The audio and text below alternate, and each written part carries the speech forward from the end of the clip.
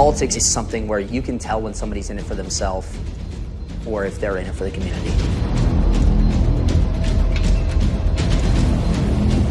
My life is amazing. I don't need to be in politics.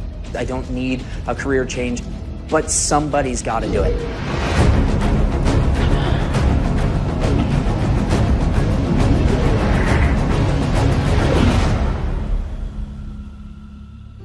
So I want to pivot to the industry that I'm in, which is housing. Yeah. And I was so dismayed by the city's housing plan that only allowed for growth of about 300 homes a year. Woefully out of touch, woefully deficient. How do you effectuate change within that? Effectuating change is changing a mentality. And the reality of the situation is that the growth is happening and has happened. We need to accommodate it. If we don't, who is the most affected? It's the poor and the less well-off people in the community are the ones who are inevitably hurt by this. The blinders you have to have on to not realize that the people who are being hurt here aren't the rich who you condemn, but it's the poor that you claim to support. And so that's sort of the understanding that we have to bring to the community is like, if we don't have the supply, the wealth gap will continue to grow, okay?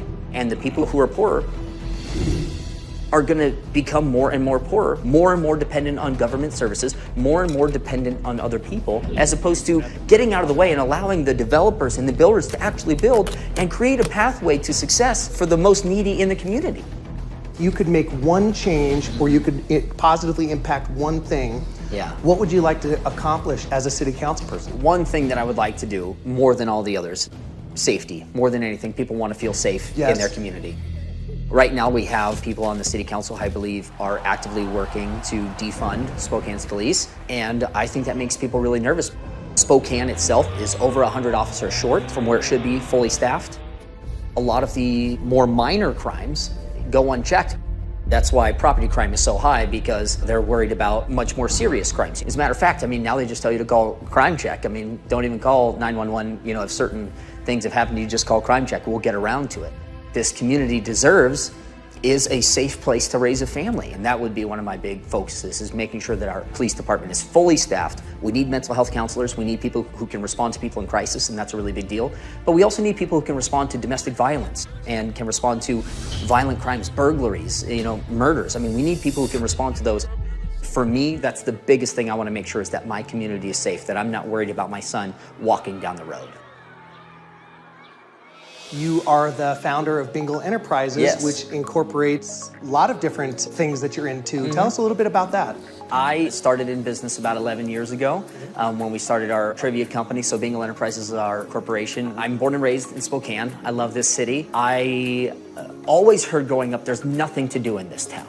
And that really irritated me, because there is stuff to do in this town. Sure. And if there isn't, well, then I'm going to give us an option. I wanted there to be something to do for people who love the city as much as I did. People show up, again, they've had a hard week. For an hour and a half, they're just looking for a way to release all of that anxiety. All I'm here, I just want some food, I want some drinks, I want to have fun with my friends, and we provide that opportunity. So while trivia is what we do, it's really not what we do. What we do is we do fun. That's what we do. Okay, so you said Bingle Enterprises is the entertainment arm, but my gosh, what happened in 2020 when everything shut down? Yeah. How did that impact your business? All of our clients are bars and restaurants, and if they're not bars and restaurants, then they're big group events. And so when the government said bars and restaurants are closed, you can't do any big events, and that really cut our legs out from underneath us. We tried to pivot to doing stuff online because lots of people were looking for things to do. We invested a lot into an app, tried to monetize being online, but the problem was that my competition wasn't just another smaller trivia company or something like that, because we had the largest local trivia company in the Northwest. Now I was up against Disney and Netflix and Hulu. It was tough for us, and then when that happened, and looking at the next few years, I didn't think that there was going to be a time where we could really get our business to where it was. And with that responsibility that I have to my wife and my baby, we decided to start another business that was essential, and that's why we started our contracting business, and thank God we did. I mean, that business has been terrific for us, and so no complaints. Entrepreneurship has become really popular. And it's become so popular that I actually call it wantrpreneurship. In other words, the reason I say that is they like the idea of being an entrepreneur. And they want that. What most people don't want to do is do the work that it takes, because your business is only going to succeed to the level to which you grow, right? The most successful businesses have leaders who have an idea of serving the people that are within their organization and serving their client to a greater degree than anybody else. What other advice would you have for these folks who like the idea of entrepreneurship and want to create a successful business? Yeah, so there was a great book written by a guy named Art Williams, and he wrote this book called Pushing Up People, right?